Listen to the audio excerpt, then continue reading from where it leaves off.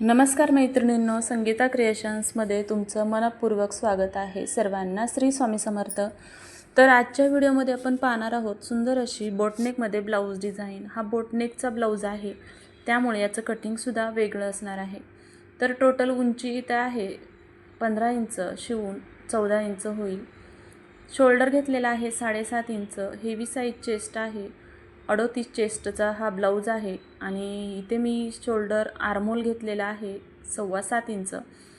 तसं तर रेग्युलर ब्लाऊजमध्ये आपण गळ्याच्या बाजूकडून शोल्डर डाऊन करतो, इथे आर्महोलच्या बाजूकडून शोल्डर डाऊन केलं जातं। म्हणजेच इथे मी 7.25 इंच आर्महोल घेतलेला आहे आणि त्यामधून अर्धा इंच डाऊन केलेलं म्हणजे 7.25 इंच होईल।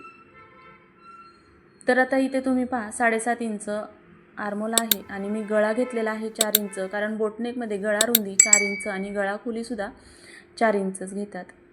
तर आता गळा खोली आणि गळा रुंदी ह्यांचा मी बॉक्स आखून घेते। आता त्यानंतर गळ्याचा आकार देऊन घ्यायचा आहे। गळ्याचा आकार देण्यासाठी 1.5 इंच मार्जिन घेतलेला आहे आणि आकार दिलेला आहे। त्यानंतर खाली 1 इंचावर मार्किंग केलेलं आहे आणि पूर्ण गळा खोली जेवढी तुम्हाला घ्यायची आहे त्यापेक्षा अर्धा इंच एक्स्ट्रा घेऊन मार्किंग करायचं आहे।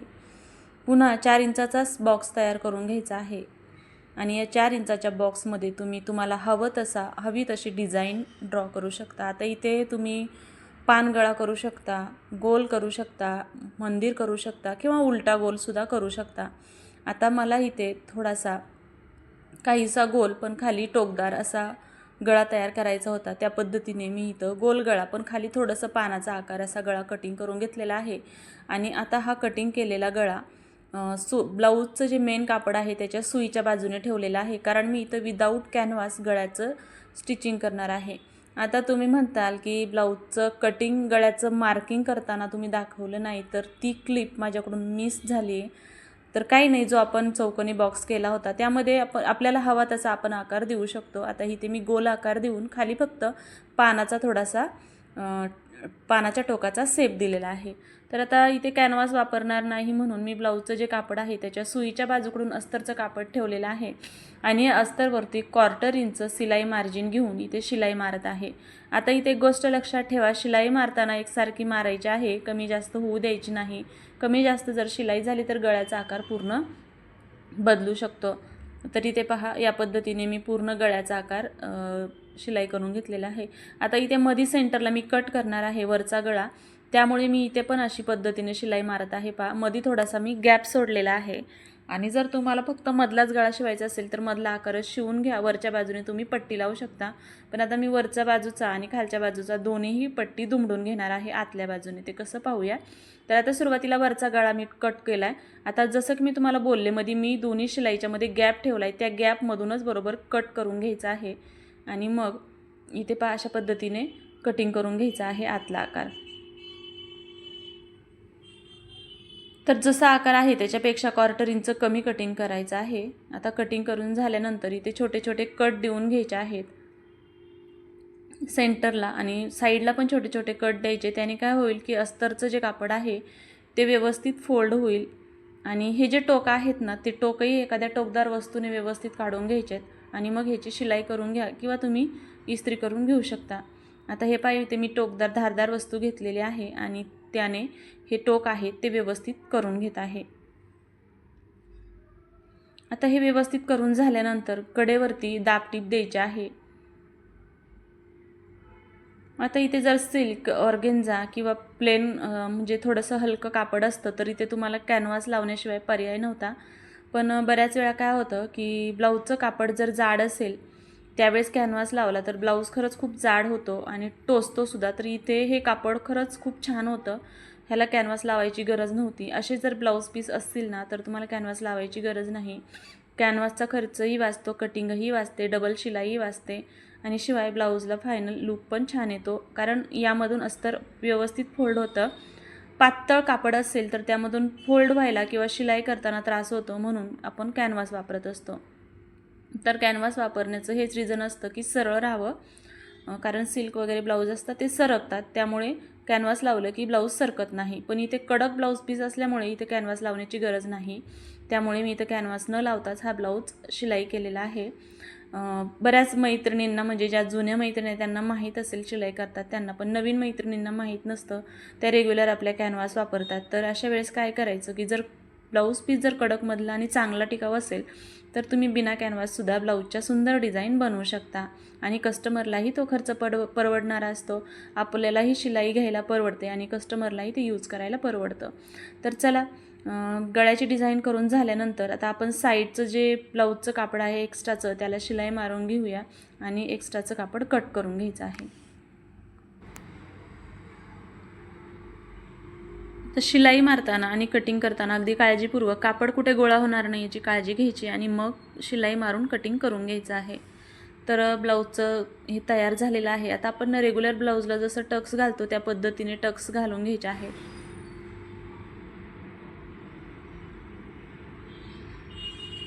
टक्सची उंची प्रत्येकाच्या ब्लाऊजनुसार किंवा उंचीनुसार होऊ शकते कमी जास्त. तर इथे मी 4.5 इंचाचा टक्स घेतलेला आहे.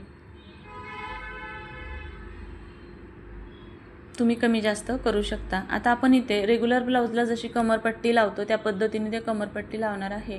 तर तुमची कमरेची जेवढी लेंथ आहे तेवढी लांबीची पट्टी घ्यायची आहे आणि रुंदीला 1.25 इंच रुंद पट्टी घ्यायची आहे. एका बाजूकडून 1/4 इंच पट्टी दुमडून घ्यायची आहे किंवा तुम्ही 1.5 इंच घेतली तर अर्धा इंचाचा भाग आहे तो दुमडून घ्यायचा आहे.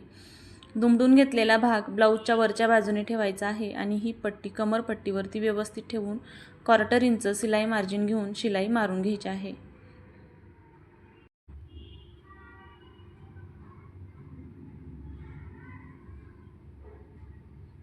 तर इथे एकसारखी शिलाई मारायची आहे म्हणजे कमरपट्टीची फिनिशिंगसुद्धा छान दिसते. आता ही पट्टी पूर्णपणे आतल्या बाजूने ओपन करायची आहे, बाहेरच्या बाजूने ह्याला दाबटीप देऊन घ्यायची आहे आणि मग ही पट्टी पूर्णपणे आतमध्ये फोल्ड करून वरच्या बाजूने 5 नंबरची शिलाई मारून घ्यायची आहे. नंतर हातशिलाई केल्यानंतर ही शिलाई तुम्ही काढून टाकू शकता. तर आता ब्लाऊजचं स्टिचिंग झालेलं आहे. इथे आपण ब्लाऊजला मॅचिंग अशी नॉड वापरणार आहोत आणि मध्ये जे आपण कट दिलेला आहे तिथे लटकन वापरणार आहे किंवा तुम्ही साधंसं बटनसुद्धा वापरू शकता. तर आता इथे मी ब्लाऊजचं जे कापड आहे त्या ब्लाऊजच्या कपड्यापासूनच 2 सुंदर छोटेसे लटकन बनवून घेतलेले आहेत आणि हे लटकन त्या नॉडला लावून आपण ब्लाऊजला लावून घ्यायचं आहे किंवा तुम्ही इथे ब्लाऊजला मॅचिंग असं बटनसुद्धा लावू शकता. तर चला मैत्रिणींनो, आजची ब्लाऊज डिझाईन तुम्हाला कशी वाटली? तुम्हाला जर आवडली असेल, व्हिडिओ आवडला असेल तर व्हिडिओला लाईक करा, शेअर करा आणि चॅनलवरती नवीन असाल तर चॅनलला सबस्क्राईब जरूर करा. आणि जर तुम्हाला बोटनेक ब्लाऊजचे कटिंगचे व्हिडिओ पाहायचे असतील तर तुम्ही मला कमेंट करून सांगा.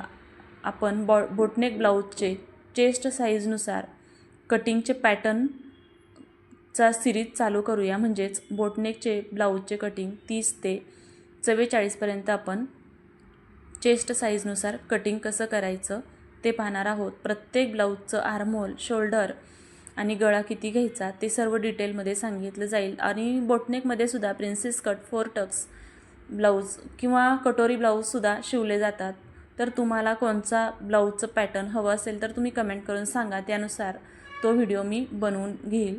त्यामुळे हे व्हिडिओ जर तुम्हाला पाहायचे असतील तर चॅनलवरती तुम्ही नवीन असताल आणि चॅनलला सबस्क्राईब केलेलं नसेल तर चॅनलला सबस्क्राईब करा आणि कमेंट करून सांगा की तुम्हाला कोणत्या पॅटर्नचा ब्लाऊज कटिंगचा व्हिडिओ हवा आहे. तर मैत्रिणींनो, आता ब्लाऊजचं नॉड मी जोडून घेतलेले आहे आणि ब्लाऊजला मॅचिंग अशी लेससुद्धा मी इथे लावून घेत आहे. लेसने ब्लाऊजला अजून सुंदर लूक येतो, त्यामुळे मी इथे लेससुद्धा वापरत आहे. तर पहा, इथे सुंदर अशी नाजूक लेस ब्लाऊजला आहे त्या आकारावरती जोडून घ्यायची आहे.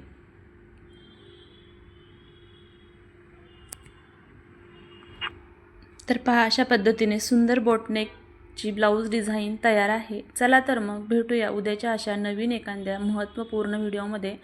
तोपर्यंत सर्वांना श्री स्वामी समर्थ.